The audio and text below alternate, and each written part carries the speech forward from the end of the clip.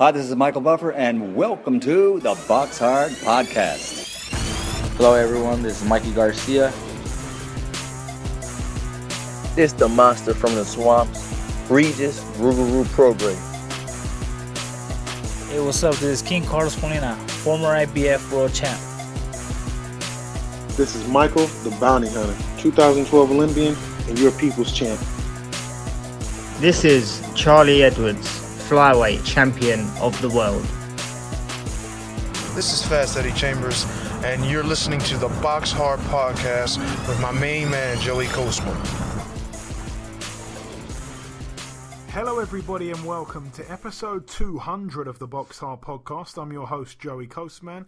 A few people said to me, for the 200th podcast, are you going to do something special? And initially I thought, well, no, because, we already do something pretty special each week with the guests that feature on the show, but I just couldn't think of anything particularly special to do. But I thought outside of the box, and we are now doing something special here. I'm out in New Jersey, USA right now to do a podcast with a regular panelist, but this time we're not over the phone. This time we're physically together in a makeshift studio. I'm joined by the former heavyweight world title challenger, Mr. Fast Eddie Chambers. Eddie, how you doing, sir? I'm feeling pretty good, man. It's first time we got a chance to do this in makeshift studio together, so I actually think this is going to be pretty interesting this time. Should be pretty interesting. Now, obviously, the day itself, usually everything I say on here, it kind of sticks to boxing. I don't really get into what I do in my spare time, but it's been quite an eventful day. Obviously, Eddie, you took me to Philadelphia. You took me to the Rocky Steps. I ran up them. I think it took me about 3 minutes to get up them. And obviously, the picture by the Rocky statue. You showed me the ghetto. And the coolest thing, well, not the coolest thing, but one of the other eventful things, the IBF Super Featherweight World Champion Tevin Farmer called my cell phone up. I'm already saying American things. My mobile phone up to tell us where to get the best Philly cheesesteaks. So it's been a cool day. It's been a cool day. Yeah, man, it's fun. I like riding around. To the things, seeing places that I used to, frequent, being there a whole lot of time. One place that I did want to kind of, get into maybe is to go to Schuler's gym. It was my home gym for a long period of time. Take a look at, what's going on there, see how it looks, whether it's new, things are new, guys I haven't seen in a long period of time. It would be good to do that, and I think we're going to do that one of these next couple of days. And at the same time, we're definitely going to look at those cheesesteaks. And namely, a place that was recommended was Max's Cheesesteak. So we're gonna take a run up there and see what it tastes like. You're gonna see what it tastes like. I'm gonna watch and be supportive. Yeah, for those that may not know, Eddie's now vegan. But yeah, shout out to Max's Cheese. Well, maybe not shout them out. We've got to try them first, actually. So they may be terrible, but I think Tevin knows his stuff when it comes to cheesesteaks. But anyways, let's start with the review part of the show. We're going to start here at the Marina Frappa Resort in Croatia. Friend of the show, Mark Damori, obviously, it was his 41st fight. Now 37-2 with 2 draws. Obviously, the guy that David Hay chose to fight in his comeback fight. He took on Laszlo Penzes, a guy with a record of 10-5. Penzes was actually TKO'd in the very first round. Mark Damori, like I say, win number 37 for him. Moving out now, though, to the Estadio Antonio Marquez in San Juan de los Lagos in Jalisco, Mexico. You like that, Eddie? Yeah, that's good. Nice. Topping the bill over here, Julio Cesar Chavez Jr., win number 51. Again, a very, very quick one. A first round knockout against Evert Bravo, a guy that's kind of fought a few fringe level guys, but he loses every time he takes on a guy that we've heard of. So he's now 25-11 with 1 draw. So two fights mentioned there on the review part of the show, both first round knockouts. Talking of another knockout, this one much closer actually to where we are today. We went past it, didn't we, today, Eddie? The Liacouras Center, Philadelphia, Pennsylvania. Jason Sousa topped the bill. It was obviously supposed to be Carl Frampton until he picked up that freak injury in his hotel lobby. Jason Sousa, his fight was elevated to the main event. He managed to get the TKO in round 7 against Haskell Rhodes, now 27-4 with 1 draw. Rhodes was down twice in the 5th round and once in that 7th and final round. Jason Sousa, a guy who he's actually got a lot of ability, really. He's up there with the top fighters, really.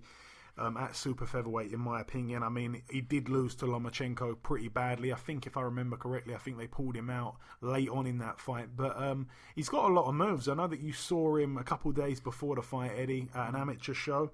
But no, good to see him back with a bang, and it's good to see him in a main event fight because he's kind of had to tread water since losing to Lomachenko. I think he had one fight against somebody. It could have even been Yuri Gamboa, if my memory serves me correctly. And I think he was quite unlucky to not get the win. I think Gamboa got the win on the night, if that is what happened. It was quite controversial.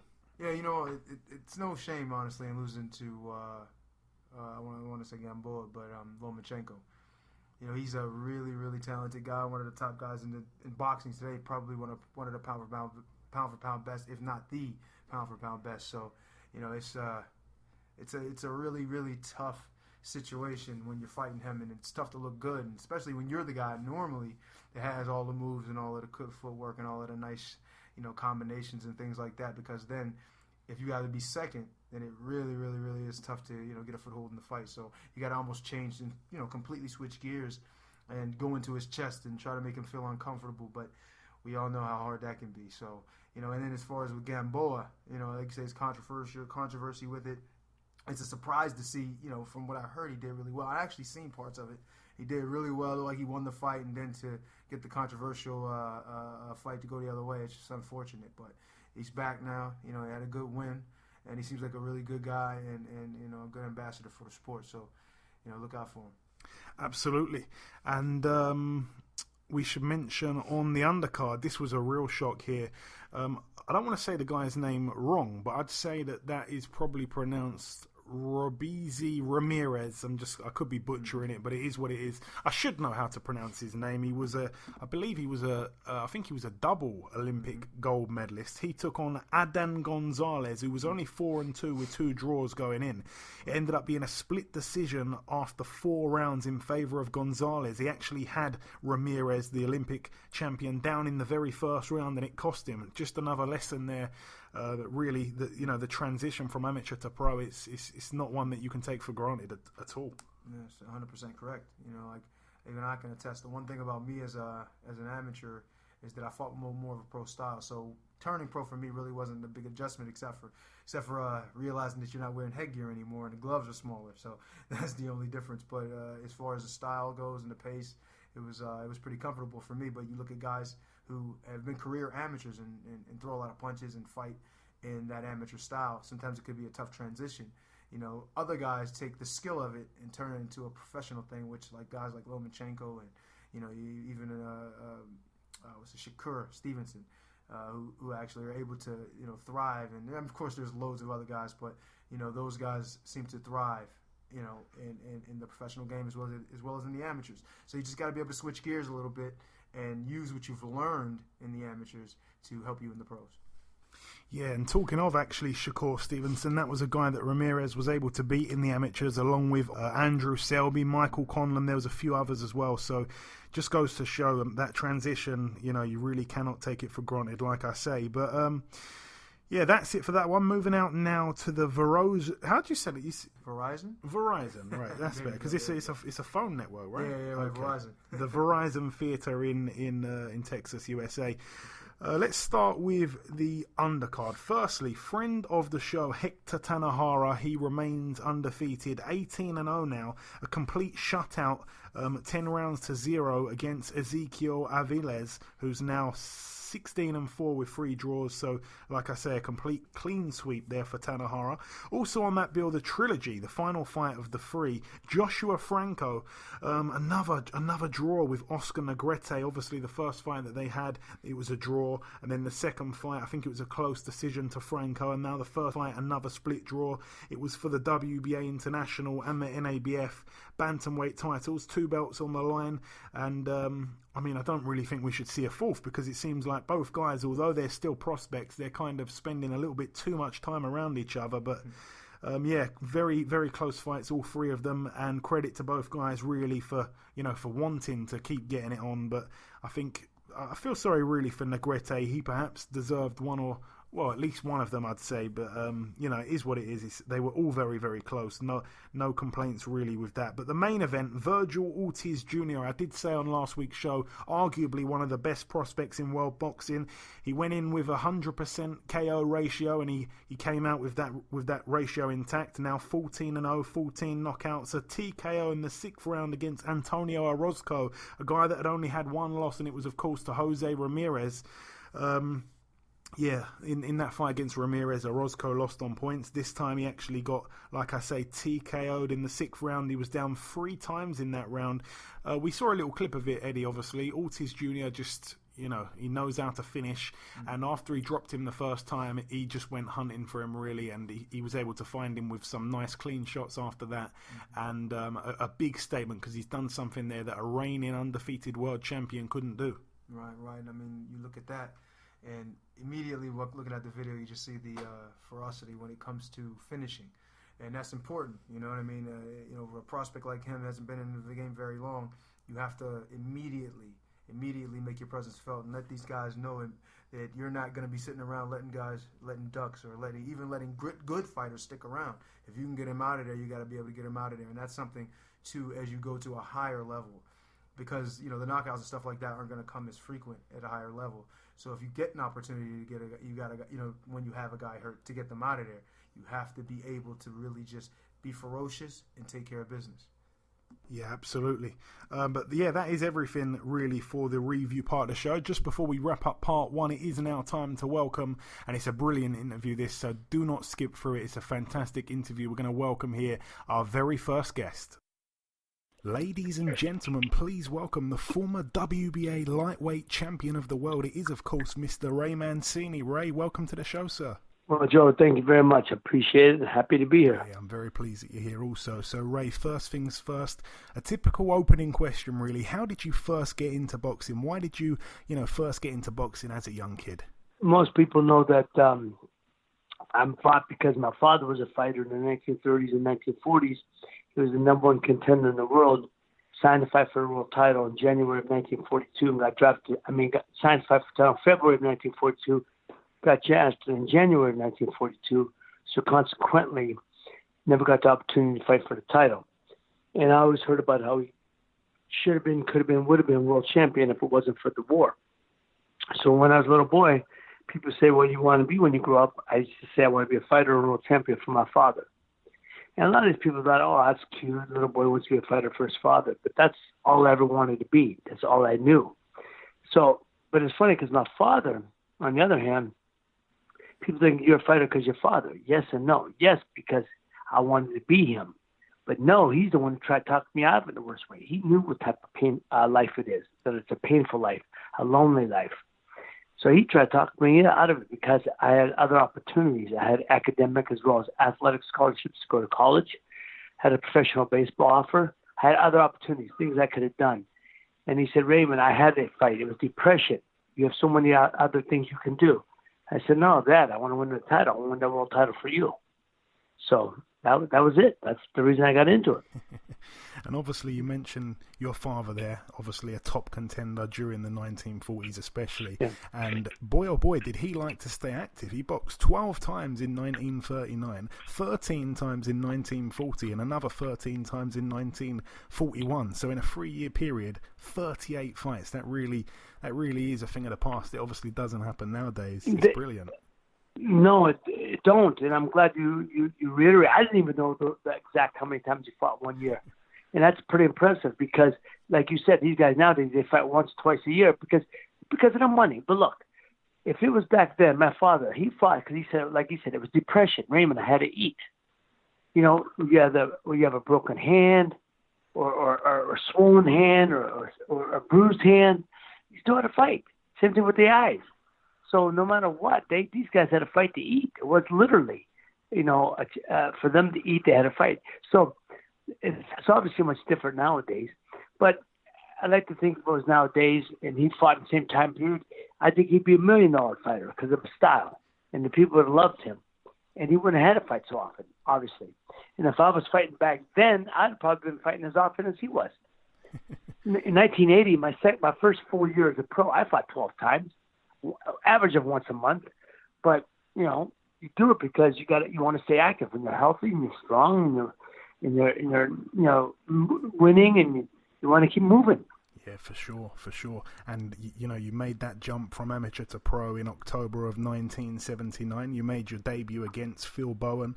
The fight didn't even last one round. It was over before you knew it. What do you remember from that fight, Ray? Did you have any pre-fight nerves making your pro debut? Well, absolutely. I was nervous before every fight. People always say, were you nervous before a fight? I said, absolutely. But that's a good thing. I was nervous not of the fighter, not of the fight. I was nervous of the unknown. Meaning if I get cut, how am I going to react? I get dropped, how am I going to react? And things like that. So a lot of questions you have, but every fighter should have those questions. So you go over it in your mind. So once you replay it in your mind, if it should happen, you've already been there, so to speak. And that's what they call positive mental visualization. Sports psychologists say, go through the fight in your mind, every scenario, and then you'll know. Then you'll know, if it happens, you've already been there in your mind. So that's kind of what I've done throughout my life. Without knowing it was the right thing, I didn't learn about positive mental visualization until later in my career, but that's what it was. So, of course, you visualize everything, and you're nervous before the fight, but you want to be nervous because it keeps you on edge. It keeps you sharp. If you're not nervous, then that's when you can get lulled to sleep, and that's when you get, lackadaisical, and that's when you get caught. Yeah, absolutely. And like you say, you were very active. Only 6 months after turning pro, you were already 8-0 with 7 knockouts. You then boxed for your first title, the Ohio State title against Bobby Sparks. Right. And much like your pro debut, you knocked your man out in a round. What was it like to pick up a first piece of hardware as a pro? Well, it was beautiful. It was great to see that. Now, they didn't have a belt for Ohio State. They had a trophy, which was just as good. It's nice to have the title. Look, titles are nice, and they mean things as you're on the climb because it gives you, it just gives you a credibility for what you're trying to accomplish.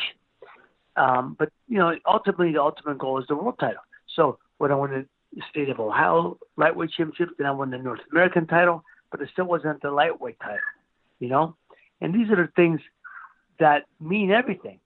These are the fights that those are the belts that you want, to be world champion is significant. So for me, those are things, but they're stepping stones along the way. You have to have stepping stones. And it just let me know that my career was headed in the right direction, that I was doing things the right way. But, titles and everything, the fights are good. Like I said, I want to be an active fighter. Like I said, they give you confidence as you're climbing the ladder, but by no means are they, a state title or a North American title is nothing like till you get that world title. And we will talk about that shortly. 10 wins later after this, Ray, 7 by knockout in those 10 wins. By this time, you'd just beaten Jorge Morales for the NABF title. You then box Jose Luis Ramirez. Now, he had a beautiful looking record, 71-3 going into that fight. And of course, the year previous, he'd lost that split decision to the great Alexis Arguello, a fight where Ramirez actually had Arguello down. Now, you, however, went on to dominate Ramirez pretty much every round. It was almost a shutout. What do you remember from that fight against Ramirez, who of course went on to be a 2-time WBC world champion himself? Yeah, what I remember most about it is that Ramirez was very confident in the fight. We were fighting. They offered to fight in the next town over for me, Warren, Ohio. And yeah, I said, yeah, sure, I'll come. In other words, he was so confident that they didn't care where they fought me. And I was such a big underdog that they didn't even have the betting line in Las Vegas because he was just so experienced. At that time, he had over 70 fights. Over 60 fights. Over 60 fights. And of course, it was just over 70. What, at that time? Okay. And I only had 18. But I had seen the fight with Arguello, and I actually thought he beat Arguello. I actually thought he won the fight. And of course, if the fight wasn't in Miami Beach, he would have lost. Alexis would have lost. Anywhere else, he loses. So everyone thought this was the opportunity to have to rematch. But he fought me, and they took what they thought was a tuna fight against me. because at that time, CBS was holding in WBC a lightweight tournament. So the top 8 guys fought each other. And that's why originally I fought Jorge Morales. And then when I beat him, I fought, the next fight was against Ramirez. And then the next fight was to get a title. And so nobody thought I was going to get past Ramirez, obviously. And but when I beat him and I shut him out in all 12 rounds, because it was a smart fight, I fought smart, I was aggressive, but I boxed, and not a lot of people had seen me box before, and so I totally befuddled him and had him, I outworked him, I punched him, and I outboxed him and I outthought him. So it was a new things to my repertoire that they hadn't seen before. Yeah, sensational win at the time, that one. And then, only 6 weeks later, you were in the ring against the aforementioned Alexis Arguello for his WBC Lightweight World title. Now, the fight, of course, was a real thriller while it lasted, but ultimately, it wasn't meant to be your night. You were stopped in the 14th round. You suffered your first career loss. Now, a first loss, obviously, Ray, can either make you or break you as a fighter. Would you agree with that statement? Absolutely. Absolutely. A lot of guys fold. Everyone thinks that having a 0 at the end of your record, having 0 on their loss, it means something. It don't mean anything. It just means a lot of guys have 0s for a long time. It means you're not fighting a whole lot of guys. You're not fighting the top guys. So, I was in my twin fight, and I took on a world champion and one of all-time greats. And I know how great Alexis was. I was a fan of his growing up. I saw when he beat Ruben Olivares for the featherweight title. I saw when he beat Escalera for the junior lightweight title. I saw when he moved up to lightweight. I just thought I was a little too strong for him and a little too young. But Alexis, like any great fighter, uses experience. I hadn't had the experience, and he used this experience to beat me. And but after that fight, I knew I'd be a world champion. Yeah, that's brilliant to hear you say that, because like I say, as I just said, it can either make you or break you. It certainly seemed to make you, and you did bounce back with 2 knockout wins over Manuel Adebayo and Julio Valdez before making a second attempt at a world title, this time obviously for the WBA world title against the champion Arturo Frias. However, while you were training for the fight, there was obviously an incident where I believe 3 gunmen showed up at your hotel looking for you. To this day, their identities have never been discovered. That must have been pretty scary. Well, it's funny because a lot of people don't know that. I'm surprised you know that. So that's pretty. You did your diligence. You checked out. That's funny. It was weird. I was in the gym, and U.S. Marshals came to the gym. And they told my trainer all of a sudden during training, trainer Murphy Griffith stopped me. He said, "Ray, man, you got to talk to these guys." And they come in and they identified themselves as U.S. Marshals, and they explained to me that they had received a call from the hotel we had been staying at, that one of the chambermaids said that men were looking for me at the hotel, and they had guns. And they asked her, "What do you think they want on Mancini?" She goes, "I don't know. I think they wanted to kill him." And they said, "If they found a Mancini," she goes, "I think he'd be dead." And it was just the craziest thing. And the funny thing is how focused that was, is that they said, "Well, you can't. We got to get you back. You have to be under a different room, under a different name." And the next morning, I said, I said, I got to go do road work tomorrow. And they said, no. I said, no, I'm doing road work. You could follow me, you could be with me, but I'm doing road work. I have a fight in 3 weeks. It was 2.5 weeks. And I said, I got a fight in 2.5 weeks, and I'm not going to let this deter me. And so next morning, they got up or whatever, and they did drove in a car bus. But that was it. And then we called Bob Arum and made the arrangements to fly to Las Vegas right away. So I was there 2.5 weeks before I should have been. And one of the stories that a lot of people don't know is we always had 4 sparring partners. So we left 2 of them in Tucson, and we figured we'd pick up 2 when we got to Las Vegas. When we got there, and especially the last 10 days, Murphy Griffith, my trainer, had been close friends with Eddie Futch. They knew each other very well. And he asked Eddie Futch, he said, "Do you have anybody my kid can work with?" he says, well, I don't have any lightweights, but I got a junior lightweight right over here, and this kid will give you all the work you want. And the first 10 days, or the first 4 or 5 days, he slapped the crap out of me. He kicked the crap out of me. And then I was there because he was a lot faster than me until I caught up. Because, that's when you're getting in shape, And I was catching. Then all of a sudden I had 5, 6, about a week later, I caught up to him. And I started catching him and putting it to him. And that young man was named Freddie Roach. Wow, that's incredible. Yeah, and I tell people all the time, I always love Freddie for what he did for me. Not because he had to, because he wasn't, and we offered him pay and he wouldn't take the pay. He said, no, I'm getting ready for a fight too. And I told him, pay him, I don't care. And he said, no, and he wouldn't take the money. And I always love Freddie because I've talked about it many times. I told that story, and he always laughs. Yeah, I had a good week. But Freddie could fight. People don't realize how good a fighter he was. It's just that, unfortunately, he couldn't punch. He was not a big puncher. If Freddie could punch, he'd been world champion several times over. No, that's an incredible. Because he had too much.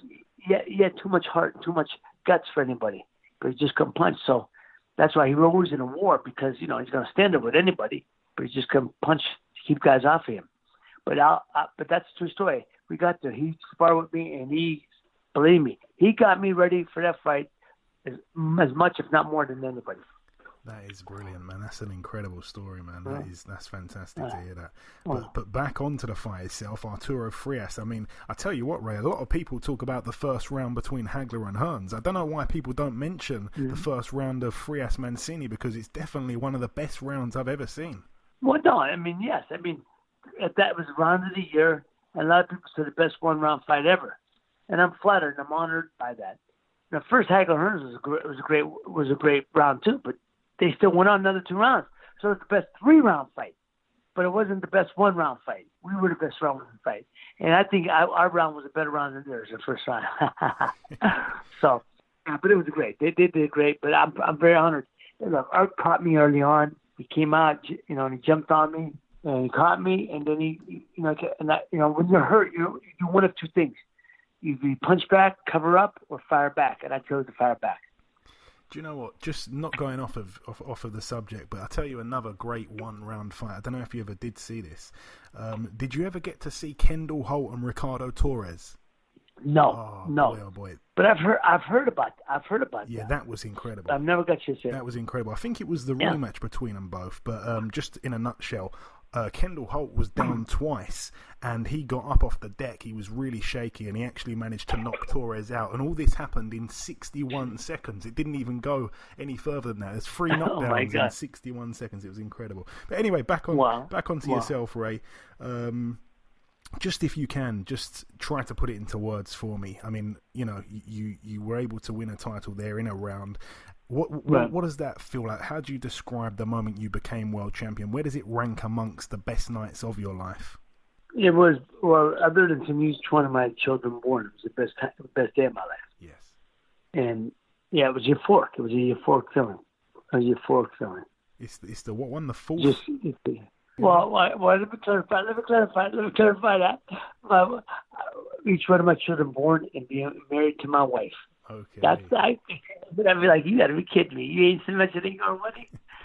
That's it's a different. People don't understand. They look at you. It's a different type of feeling when you have a child, and then when you win a title that you've long for.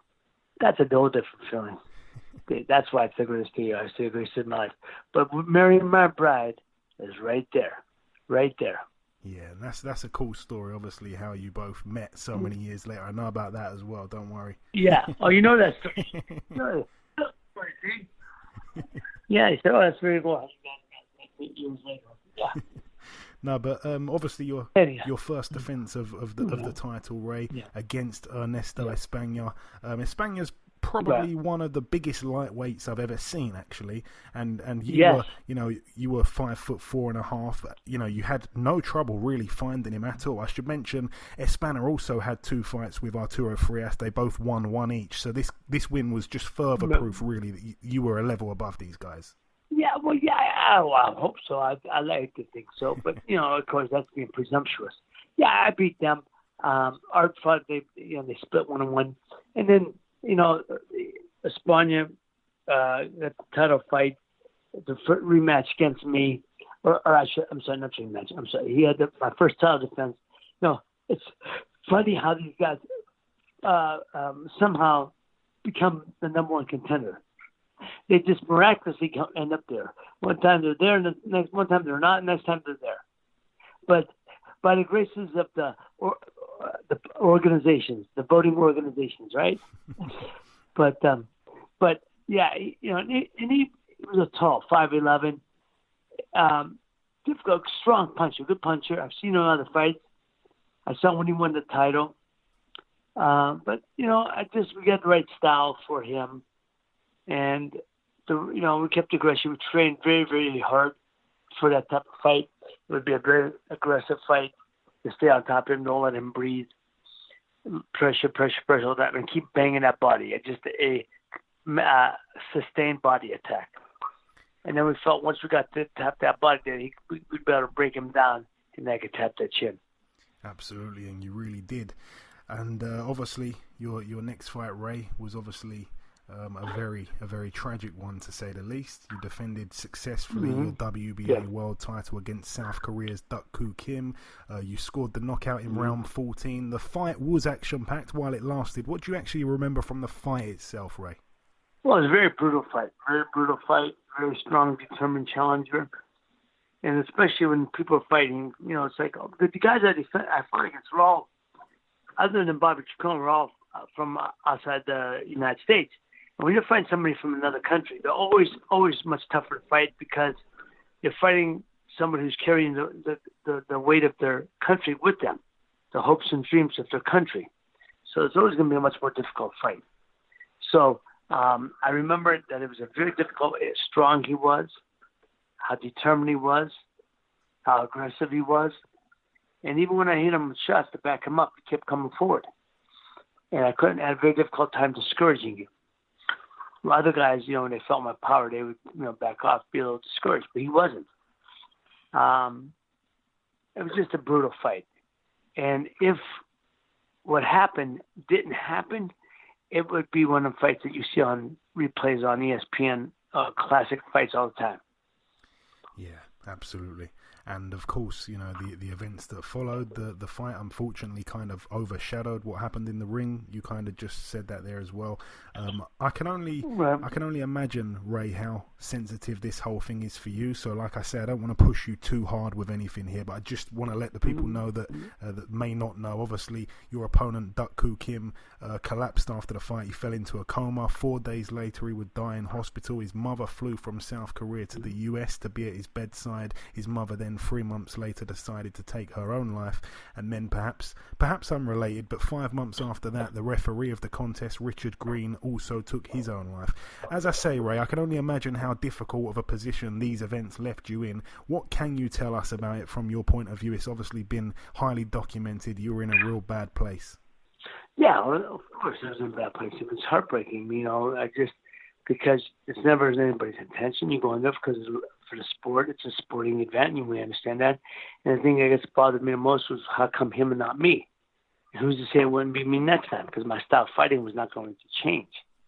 So I guess that's what stayed with me most, and that's what bothered me the most. And I just said my prayers about it. I didn't know if I wanted to retire or if I wanted to move forward. I was in a very a bad place in my life at the time for a small period of time. But the one thing I've learned, because of my faith, my faith is what carried me through, my faith in Christ. And I felt that for me, I had to make a decision quickly. Quickly in the sense that some people hold on, they wait, and they never move on with their lives. And when they move on, it's very begrudgingly. For me, I couldn't do that. And so I had to move on quickly. Or for me, the best thing is to move on quickly. Make peace with it. I said my prayers, made peace with it, and then I moved on. And then I decided a couple months later I was going to fight again. But it was a very difficult thing to go through, especially with his mother and then what happened to Richard. But, I can't control. I can't control things outside myself. So these are things, obviously, I didn't have any control over. And it's sad, unfortunate, but you have to come to grips with it and move forward. Look, there's only three things. There's only three things in life. With three ways to go, I should say, in life. You move forward, you move backwards, or you stand still. 2 to 3 ain't good. So, you could choose there's one of three choices. Only one is the right choice. And that's what I chose to do. No, I like the way you put that. I like that about the free choices. Obviously, at the time, Ray, you flew over to South Korea. You attended the funeral. Looking back now, because I know that... No. That's been said, and that's not true. Okay. I went to South Korea. I've been to South, but years later. I didn't go over for the funeral. That's been written, and I don't know where they got that, because I wanted to. I wanted to attend the funeral, but I was told we have a very good family friend who's from Korea, and he actually had diplomatic relations with the government, the Korean government, and he extended my condolences to the family, to the government, to the country, and he said, but it would not be a good time for me to go over, not the right time. Too many, that was too fresh. There was a lot of bad feelings at that moment. Oh, that's at a later time, and I wound up going over later years. I forgot. I think it was like 2003, 2004, 2005, something like that is when I went over. But I was long after that, and the people were very loving towards me, and they said to me, "We understand what happened, and we feel you're one of us now because we feel His Spirit lives through you." Wow. So I was very flattered and very honored. But no, I didn't go. And a lot of people have said that. I've heard that many times. I wanted to, but that I was advised not to. So obviously I didn't. Okay, it's good to clear that up. I didn't want to carry on with a question. Thanks for cutting me off there. That's okay. That's okay. And obviously, after that fight, Bob Arum famously said that you were never the same fighter after that. Would you agree with that statement, Ray? No, I wasn't. And I'll tell you, Bob said that I appreciate the sentiment. I appreciate the fact that they were considerate of my feelings. But no, look, I went out and I fought right after, and I knocked out Jose Luis. I fought a non-title fight. I was not impressive in that non-title fight against George Feeney, but I beat him decisively. And then I went out and knocked Orlando Romero a lot, and then I knocked out Bobby Chacon. I mean, I fought as hard as I did. The difference was, here's the difference. Before that, I fought for righteous reasons, to be the world champion for my father, and once I wanted to tell the best champion I could be for my city of Youngstown, for my family, to be the best representative and the best champion I could be. After that fight, there was nothing good about it. For me, I lost all love for the sport. But it was an opportunity to gain my financial security. I had devoted so much of my life, and I was now the opportunity to make that pay off for me. That's why I continued to fight hard, because it became business for me then. It became business. Yeah, you mentioned there the George Feeney fight, a win against our man from Britain. Obviously, that one took place over in Italy, points win over 10. And then you mentioned also your third defense of the title against the undefeated Orlando Romero. You finally got to box at MSG, a venue that you dreamt of boxing at, and you managed to stop him in the 9th round.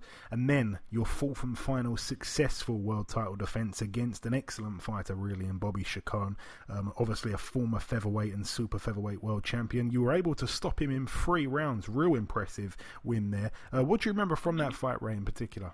Well, Bobby, I love Bobby. I really love Bobby. I was a fan of Bobby. And, look, Bobby had just come up back-to-back fights of the year. One against Boza Edwards, your guy, Boza, who's a great fighter, and one against Bazooka Lemon.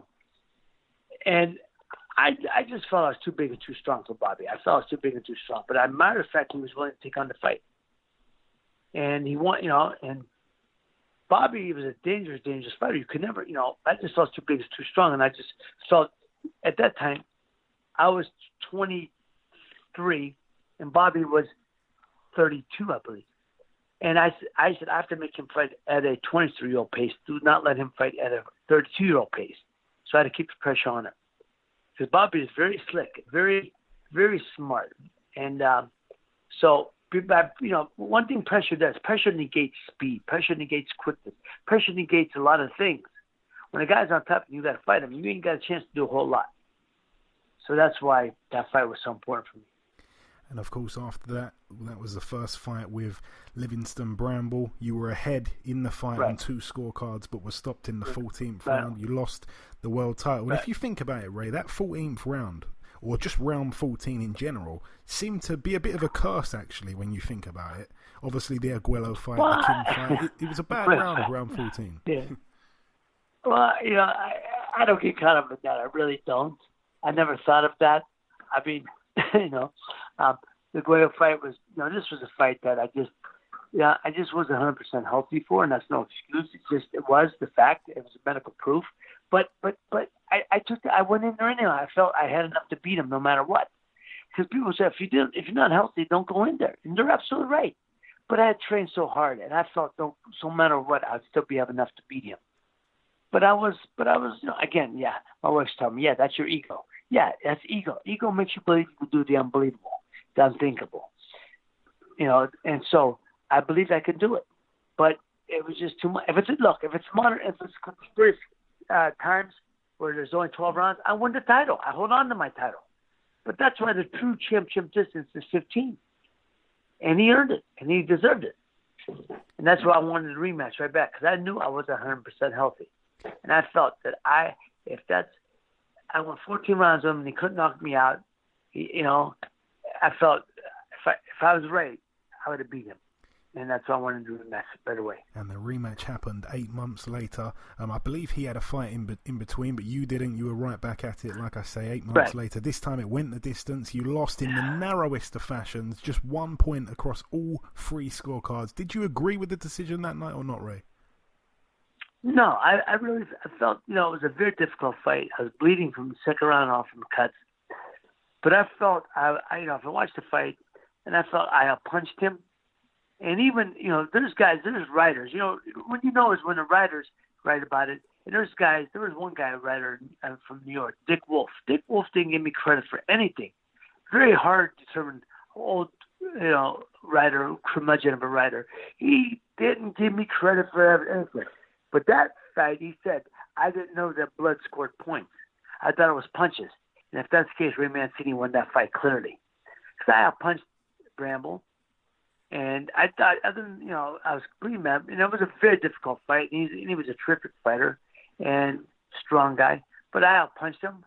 And I just thought I won that fight. I felt clearly I'd come away with victorious. But for whatever reason, I didn't get the decision.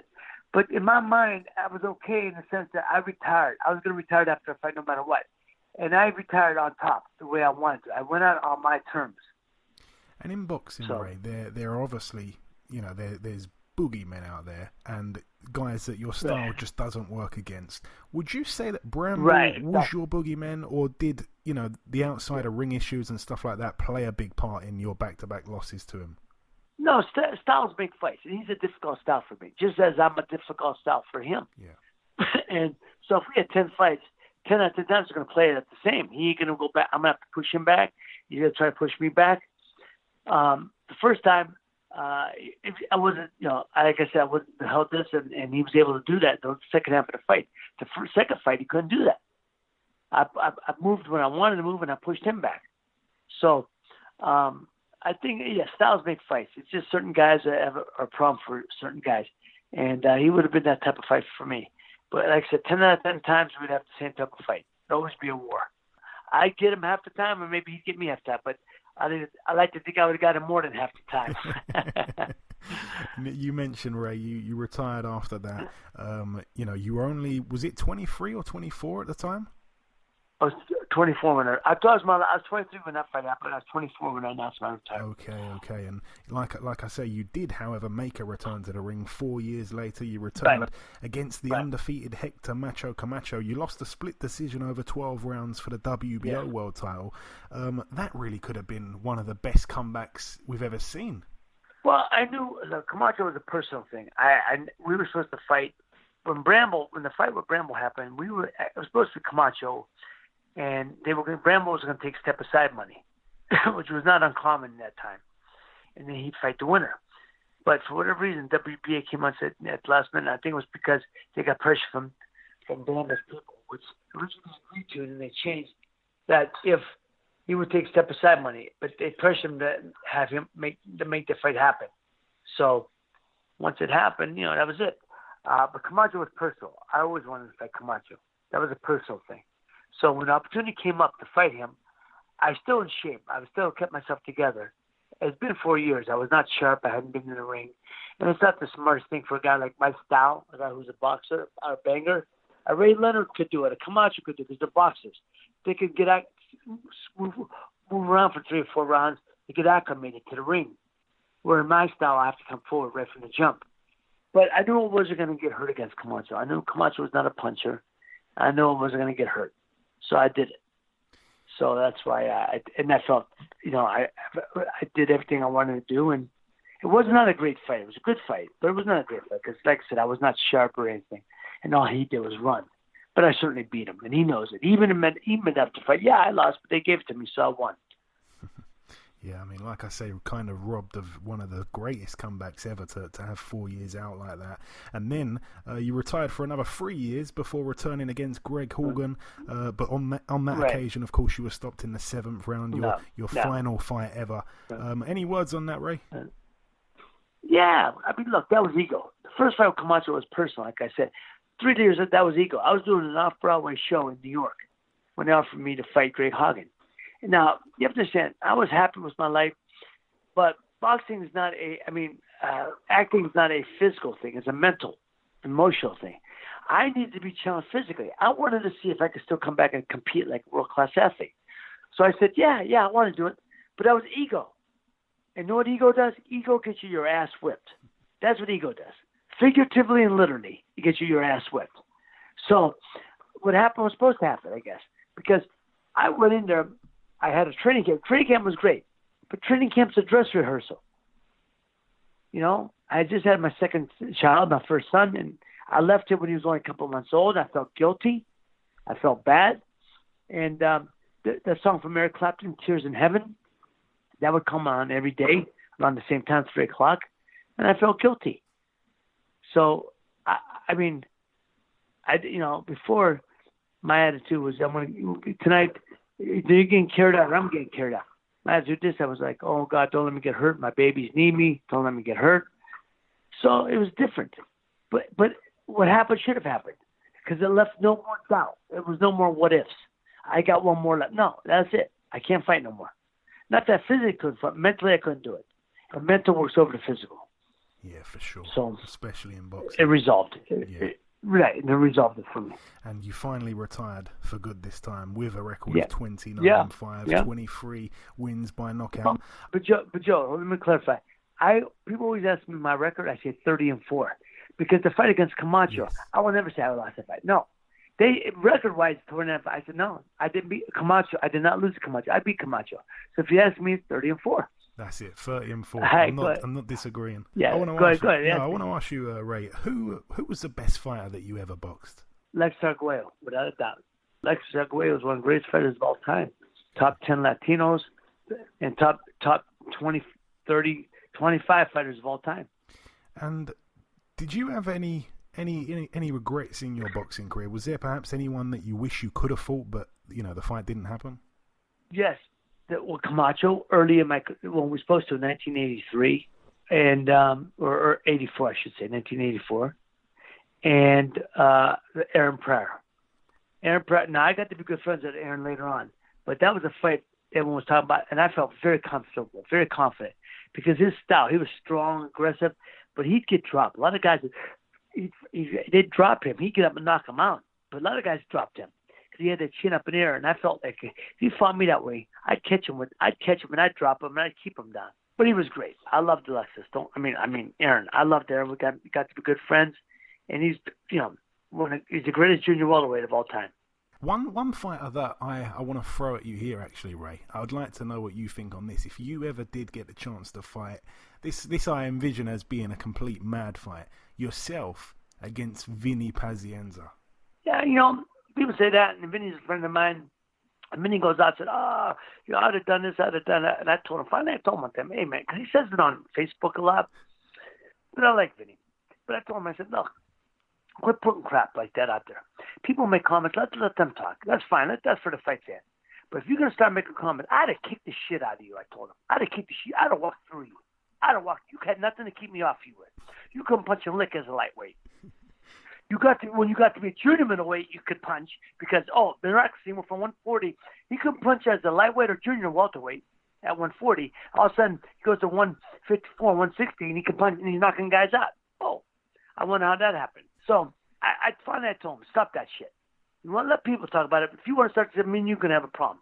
And so we laugh. Now we see each other, we laugh about it. But Vinny, I admire Vinny for what he accomplished. I admire what he did later on with the broken neck. It was probably the greatest comeback in sports history.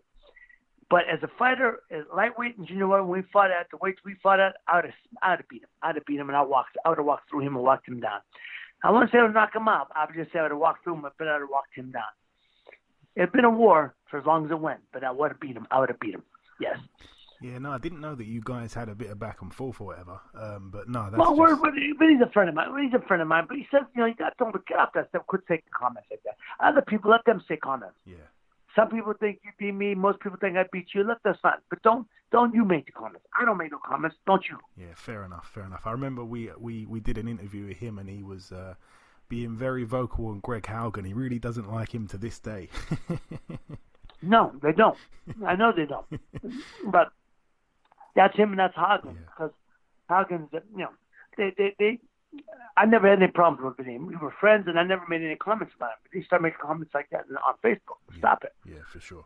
And nowadays, Ray, you're working obviously as a boxing analyst. How's that going for you, Ray? You enjoying that? Going great. I'm loving it. I love it. It's easy talking about something you know about. And I know fights, and I know how to fight. And I like to consider myself a boxing. I'd like to think I know fighters, and I have a high boxing IQ, so I could talk about styles and matchups and things like that. And I like to talk, when I'm doing commentary, I like to talk about what a guy should be doing and before he's doing it. People can see that guy gets hit with a right hand, left hook. I like to talk about what the guy should be doing. He's trying to set him up. I was talking about Robert Helenius from Finland. And he jabbed, and he was Joe Washington 6'6", Helenius was like 6'9", or Washington 6'5", Helenius is 6'7".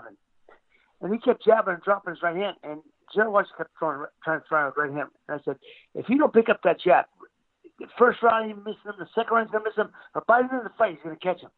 Whereas Robert Helenius was winning the fight the whole fight. The last round, boom, dropped right hand over the top, caught him on chin, and he went down like a sack of rice. And it happened, just the way I said. Oh, no, so, I enjoy doing that. I enjoy talking. People want to hear what you think is going to happen as the fight's going on, but they want to hear stuff from 2 or 3 rounds ahead. They don't want to hear what they can see. They can see a guy get hit with a right hand, left hook. Why is he throwing that right hand left hook? What's he trying to do? These are things I've tried, but something a little different, a little introspective. Respect to you, Ray, for that. You get a lot of guys, obviously, that like to just call what a lot of people can see, as you mentioned. So it's good to have a bit of different stuff going on there. Aside from being a boxing analyst, I'm struggling with that word tonight for some reason. Have you got any other cool things going on outside the ring, Ray? Oh, yeah. Oh, absolutely. I have an entertainment company, and we're producing films, and I produce for studios, and now we're in pre-production on a film project that happened in October. I have a wine company, and I have a bourbon company. So I have a lifestyle company that, keeps me busy. So, I got a couple of hours in a fire, a couple of different things happening. You got to keep your hands in a lot of different things. I'm a firm believer that you make money from a multitude of sources, not one big source. Okay, interesting. Where can we purchase some wine from somewhere, Ray? Well, the wine is right now. It's only in Northeast Ohio. We haven't gone national yet. We're looking to do that and then we're going to come out with another. I'm doing on my next round. We call it round 1. This is round 5. Which is our 5th vintage. We're looking to do round 6 later this year or early next year. But then the bourbons again. We're looking to go national with that very soon. So. The wine right now is again just here. So to get it's hard to ship things domestically, more or less internationally. You know what I mean? Yeah. It's much difficult, but Well, I'll see what I can do to send you some. You could text me an address, and I'll see what I could do to get you some. I appreciate that, Ray. And you enjoy it. I think you'd enjoy it. I'm sure I will. I'm sure I will. And coming down to the last couple questions, Ray, I want to kind of put you on the spot a little bit here. Whenever we speak to somebody from overseas, I like to ask this: who would you say? Who comes to mind when I ask you who's your favourite UK fighter of all time? Well, my favorite. I have two favorites. But number one, another thing is, and I've got to know him and be friends. I got to be friends with both guys. But number one is Kenny Buchanan. Okay. Kenny Buchanan. Oh, number one. Okay, number top three. I got three. Kenny Buchanan. I got to know him, met him. He's a wonderful guy, just a lovely, lovely man. And I don't think people know how good he was. I really don't think they realize how good he was. And his record showed that. Number two, I think he's the UK's greatest champion. So others will argue about that, and they may argue with the other guy on my list, but I think he's the greatest UK champion. Number two is Barry Mcguigan, another man I got to be friends with. Another great fighter. He beat one of the greatest featherweights of all time when he beat Pedrosa. He used to be a Pedrosa. And he did it in America. Oh, no, I'm sorry. He did it over there. I'm sorry, that fight. When he beat Pedrosa, he fought him in Ireland. And he just beat him from top to bottom. And number three, Joe Calzaghe. Yeah. And a lot of people think Calzaghe would be the greatest fighter from the UK because he was undefeated and beat the guy. And they very well may be. I love Joe Calzaghe. So, but those are my top three. Yeah, that's a very solid list. I won't argue with that. Some brilliant names there, especially Calzaghe. I hear that one all the time. And finally, Ray, just before I let you go, I wanted to just kind of give you an opportunity perhaps to send a message to your supporters over here in the UK. Obviously, huge boxing fans over here. Many guys over here respect you and love you. What's your message to those guys? I've been coming back for the last several years to the UK at the end of February. At the end of September. September. A friend of mine, Scott Murray, has an event at Bar Sport in Birmingham, where he has Scott Murray's Bar Sport, and they have banquets. And I've been doing it with Kenny, Barry, and others through the last 4 of the last 5 years, or 3 out of the last 4 years. 3 out of the last 4 years. I love it. The people from Birmingham. So the first day I fly into London, we go have tea. Me and my bride, and Scott takes us to have tea and scones at the Ritz. So we hit the Ritz. And then we drive up, and then we take a tour around Piccadilly Square, and then Piccadilly Plaza. What is it, Piccadilly Square or Piccadilly Plaza? Circus. When spelled there, circus. Okay, yeah, that's we drive around there and see it in different spots. And then we drive up to Birmingham and stay there, and just lovely, lovely people. And then 3 years ago, I went to Cardiff Wells, which was a great city. 2 years ago, I went to Scotland, Glasgow. And then last year I went to Dublin. So, it's just, I just love that trip. It's one of my favorite trips. And the people there treat me wonderful. The people there are absolutely just lovely, lovely people. They love their sports. I love the fact that they are 100% behind the fighters, behind their sports. They're sports fanatics. And it's just a beautiful part of the world. I think everyone should be able to see it. Very well said, my friend. Like I said, a lot of people over here absolutely love you. They truly do. Listen, Ray, it has been a complete pleasure speaking with you this week and going over your entire career. Thank you so much for your time. It's been a complete honor spending time with a legend like yourself. God bless you, my friend. Thank you, Joe. It's very kind of you. I appreciate it, and I enjoyed it very much. Okay, now it's time for part 2 on this week's show. This part, of course, the news part of the show. We're going to start here with the fact that Eddie Hearn has now announced, we heard a few whispers last week, but it's now official. It was announced this week, earlier on, I think it was Monday, it was announced. Andi Ruiz Jr. against Anthony Joshua, the rematch. It's going to be happening in Saudi Arabia. Weird, really, to see a heavyweight world title fight happen over there, but of course...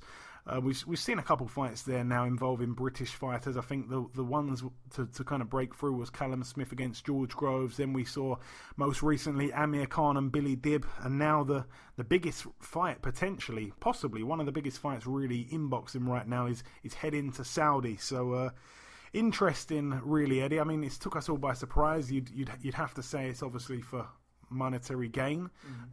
It's not really, it's not a fight really for the fans, because it's going to be a very hard place to get to.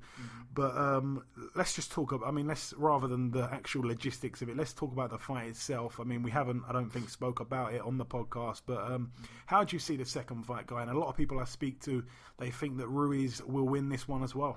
Well, in this one, honestly, you can look at it and I can see why people would think, that Ruiz is going to have a similar kind of situation go on, minus the knockdown in this fight. However, I do think that maybe his style may be a bit of a problem for Anthony Joshua, and I can see how that can work. But to be honest, looking at Anthony Joshua even before the fight, even before the announcement of the names, you know what I mean? He didn't look to be 100% himself, not 100% confident. He looked a little too relaxed, a little too like his mind just wasn't there at that moment.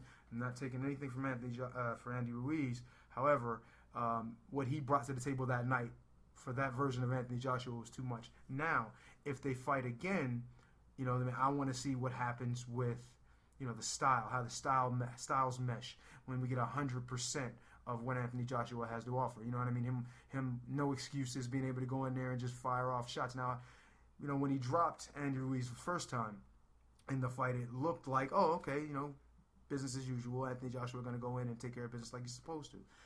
But then you see a guy get up off the mat, off the canvas, come back, and then not only get back into the fight right away and shake off whatever cobwebs there were, but to throw multiple punches in return.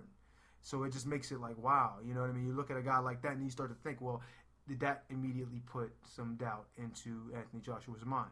When you drop somebody like that and you seem to have the fight under control and they get back up and then put you down, it sometimes can have a little more doubt creep up in your mind. Maybe the shot that he landed initially on Anthony Joshua really weakened his legs and took everything away from him. But just overall, him coming back with multiple punches seemed to be like, something maybe at that moment Anthony Joshua wasn't really prepared to handle. Yep, and also, Billy Joe Saunders has now put pen to paper with Matchroom Boxing. It was the obvious move, really, once he'd amicably parted ways with his former promoter Frank Warren, a guy that took him really from his debut, if I'm not mistaken, all the way up to the WBO world title. Actually, he's now a 2-weight world champion, isn't he? He's got the super middleweight at the moment.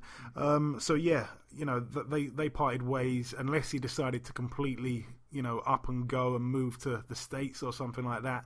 Then the obvious choice was to go with Eddie Hearn. Not only that, but it also opens the door for the big fights, on the zone with Canelo, with Triple G, with Callum Smith.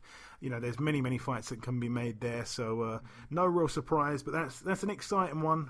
There's many big fights that can be made, and that's what we need really for Billy Joe Saunders, because he's a guy that at some points in his career he has fought to the level of his opposition. It kind of springs to mind things like Willie Monroe Jr.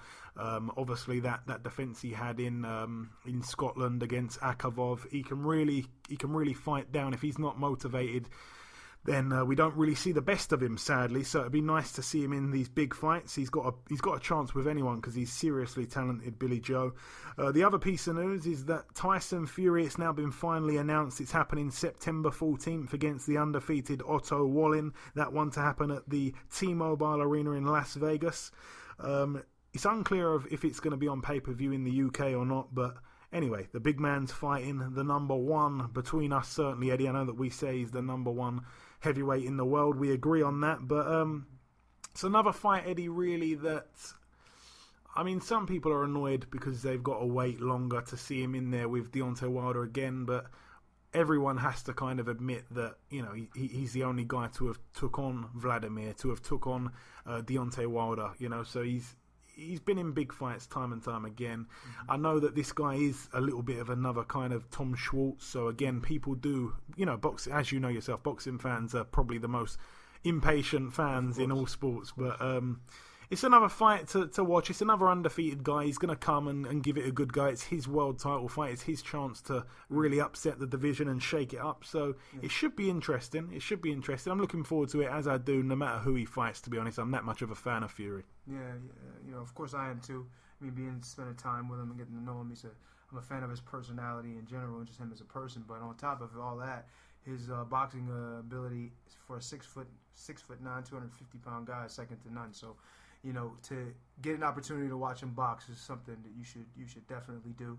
You know what I mean? And even with a guy like Tom Whalen, wasn't it? Otto Whalen. I don't know why I say Tom. Tom Schwartz is that's why. But even if it's against him, you know what I mean? You can even learn something watching him. There's a lot that goes on. There's a lot that he puts on as far as a show when it comes to boxing. Not only just the boxing and what goes on in the ring, but his antics outside the ring even make it a little more interesting. But like you said, like we talked about, he fought Vladimir Klitschko, at a time when he was still dominating and took him apart. You know what I mean? And he did the same thing with Deontay Wilder when nobody thought that could be possible. With Wilder's right hand, and took him apart. And honestly, should have won the fight. But things happen, and this is boxing. But without a doubt, the number one heavyweight in the world today, that would be very, very difficult to dethrone. And I think the only way that happens is he obviously gets old or he gets caught. And I would love to see him in there with Wilder, but we got to take what we can get while we can get it. Yeah, for sure. And the final piece of news it's a fight on the undercard of the Spence Porter fight at the Staples Center in LA on September 28th. It's shaping up to be a brilliant bill, by the way. Obviously, as I said, it's topped by Spence and Porter. On the undercard, Anthony Durrell against David Benavidez. Of course, we had Benavidez on the show last week. And a fight that I'm talking about here that's just been announced, Mario Barrios, 24-0, friend of the show. He takes on very good amateur, now undefeated pro, Batir Akhmedov. He's only 7-0, but believe me, he can seriously fight. That one is actually, it's now for the vacant WBA World Super Lightweight title. So a chance there for Barrios to become a world champion. Like I say, he under Virgil Hunter has just been looking amazing recently, and he's such a humble guy. I got a lot of time really for Barrios, but also on that undercard we get to see Josecito Lopez, 36-8, take on John Molina Jr. Of course, we didn't get to see John Molina Jr. take on Sergei Lipinets, even though we had John Molina on the show talking about it. Obviously, the fight fell through. That would have been a war, but believe me, this one's going to be a war as well. Of course, Lopez looked good against, it was Keith Thurman he fought, wasn't it? And yeah, so brilliant fight.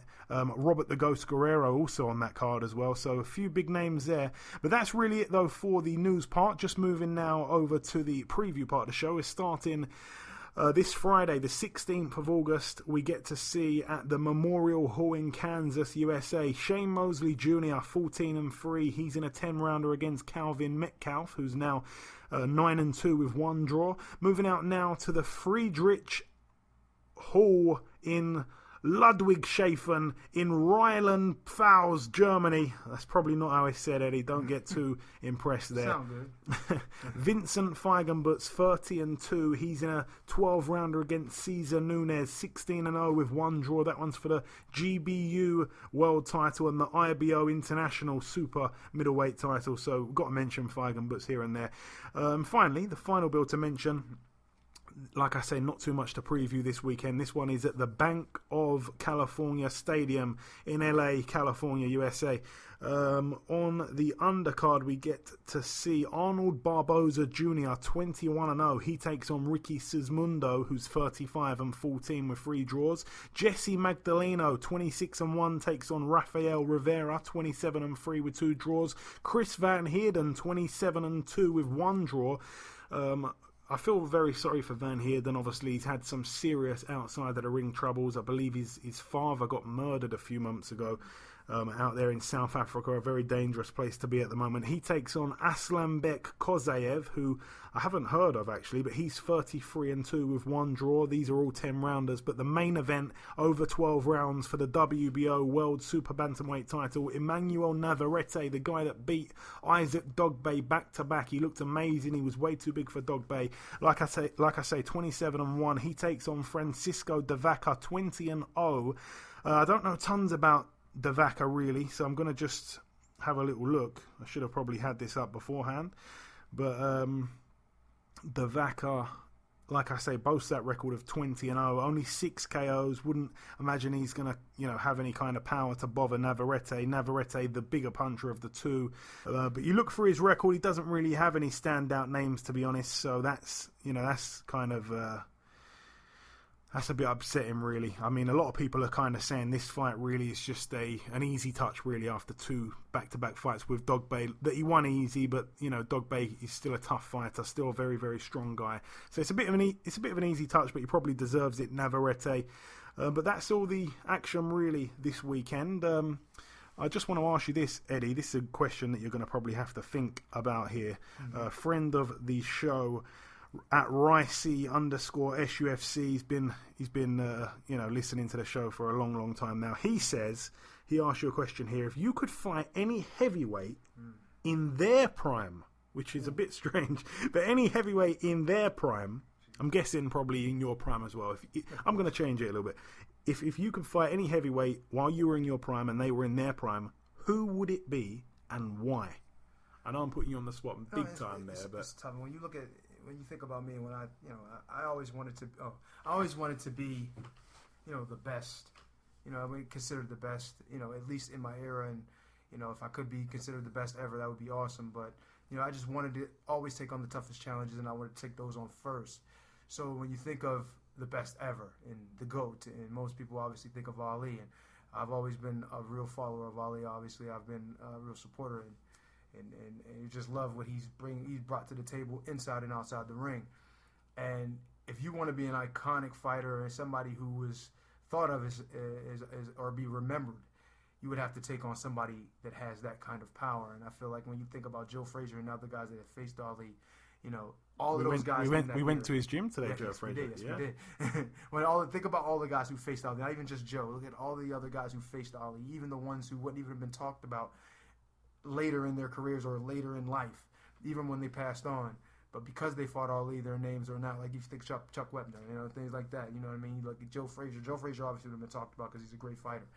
But there's other guys, Cleveland Williams. There's a lot of dudes you would talk about. You probably wouldn't even have said their names out loud if they didn't have to do with Ali. So me thinking of myself and where I would love for myself to be remembered in history was to be able to share the ring with somebody that great. And what he was able to do outside of the ring and become, and transcend the sport of boxing, and in athletics as well, and become how do I put it? Somebody that's in the movement, of improving, black relations and stuff like that. I mean, you just look at him and you say, damn, this was a real all around top guy in every aspect of the way. And I'm thinking, well, if I had an opportunity to share the ring with somebody, even being an adversary to him, I would have loved it to have been somebody like Ali, because for sure, winning, losing, whatever, drawing, you're going to be remembered. And, and at that point, obviously, I would love to win. So you can think of me as the GOAT too.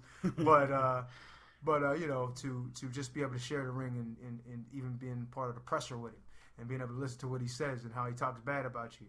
But even good if that happens, you know what I mean? It would be awesome to be able to to have been able to do that. But obviously, I'll never get the opportunity for that. But that would be who it would have been. See, that's interesting, Eddie, because, he's a guy that, he was so fast he could switch his light off and get in bed before the room was dark. But you're known for your speed. Yes. Who would have had the quicker hands? Be honest. I mean, Cassius Clay might have had. Maybe. I don't think he did. Do you know what? I think your hands are quicker, Eddie. Maybe a little bit. Maybe a little quicker. Maybe a little bit quicker. Maybe I couldn't have been in bed before I was dark, but I damn sure would have been able to click the light twice or something like that. You know what I'm saying? Before it was dark. But it's when you think of guys like him, you know what I mean. I think he was the GOAT, or the greatest of all time, for more than just how he performed in the ring. Like I said, he transcends sports, not just boxing, sports. Anybody who you ask, and who do you remember most? I remember my manager at the time. His name was Ramirez. He was a great guy. God rest his soul. He passed away. He said he was riding with him because they were good friends. He rode with him in a limo, and they were riding through I think New York. And he was like, "You want to see how famous? You want to see fame? You want to see real fame? You want to see something?" Got out the car. He got out of the limo in the middle of the street or stuff like that. Got out the limo, walks around with his hands spread out like Jesus on the cross or something, right? And people run him down. Oh, it's Ali! Oh my God, it's Ali! Running up to him, and then you think, if you could have that kind of effect on somebody, get out of the limo, just out of nowhere, and people look and say, "Oh crap, it's Ali!" Like you think of Tyson when he was talking about Wilder being able to walk down the street, nobody knowing, and they know him before. It's like Tyson maybe in the UK, but seriously, it's like to go anywhere in the world and be recognized. Think about Ali going to Zaire or going to Manila, Yeah. Those places, and they're like, that's the world champion for real. Like he was not just champion of the world in boxing, he was champion of the world to everybody and everything. So that's definitely why I would want to spend my time at least fighting. If I'm going to fight with anybody, it would be him. Yeah, I mean, obviously a fantastic fighter. I've said it on this podcast. Anytime I get a chance to praise Ali, I do. But yeah, that's about everything from us this week. So like I say, Eddie, thank you for filling in once again for Riaz. Again, we don't know where he is. Yeah. We spoke to him the other day, FaceTime me, spoke to Eddie. Then when Eddie passed the phone back to me, the phone went down. I don't know where he is. We don't know where he is. We're still trying to find him. He's somewhere, not quite sure where he is. He's still not back in the UK. I've come out here to the States. He's not in the States. I don't know where he is, but Eddie, like I say, thanks once again for filling in. It's been cool. It's been episode 200. We've done it live in this makeshift studio, and it's just been amazing. So thank you once again, Eddie, for filling in. It's always brilliant spending time talking boxing with you, whether it's on the show or not, to be honest. No problem, man. Like I said, man, anytime you need me, whether it's you're here or you're back in the UK, or if you need me to come to the UK, maybe that'll happen someday. Who knows? But no, I'm always up for it. It's a fun time, and of course, I love to talk. So let's just leave it at that. Okay. Right, like I say, just before we wrap up part 2, the final thing to do is to welcome our second and final guest. Ladies and gentlemen, please welcome undeniably one of the very top fighters in the 140-pound division. It is, of course, Mr. Mykal Fox. Mike, welcome back on the show. Thanks for having me again. It's always a pleasure, Mike. We last spoke, like I say, back in May. It was just after your win over Gabe Nazarov. Once again, though, we spoke to your brother. We spoke to your brother a few weeks after, and he again reminded our listeners that as an amateur, you obviously had the record of 40 wins, 60 losses, and to beat Gabe Nazarov, an Olympic gold medalist, and take his O. It's almost unbelievable. Things like that just don't happen. Do you feel like you're finally getting the credit that you deserve, Mike, or not yet, perhaps? I think with that fight, it definitely got me some credit. It really got my story out there. I tell people I don't whisper it. I was 40 into the amateur. I didn't take boxing seriously as I do now. A win like that proves that having it proves that having an Olympic pedigree it gets you a good start in your career, but crossing over to the pros, it's a different monster. It certainly is. And you've now signed to fight Eudy Bernardo on September 14th in Pennsylvania. What do you know about Bernardo, Michael? I know he's, I think he was like 24-4, with like 18 knockouts. I can't find a lot of footage on him. Only thing that keeps popping up is this fight with Mason Menard, and that's not a good fight to try to gauge how good he is off of. Yeah, you're right. Yeah, because I hadn't seen much of him. I went on his box rec, and he's throwing a punch from a southpaw stance, but he's not actually a southpaw, which is an odd one.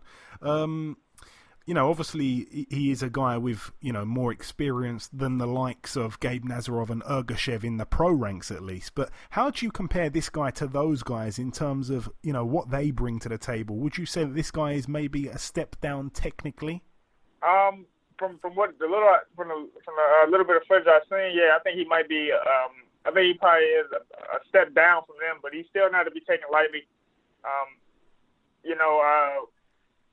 Coming off of three undefeated fighters back to back, I think I don't believe in taking light touches. I don't believe this is a light touch, but this is. I don't think this is going to be.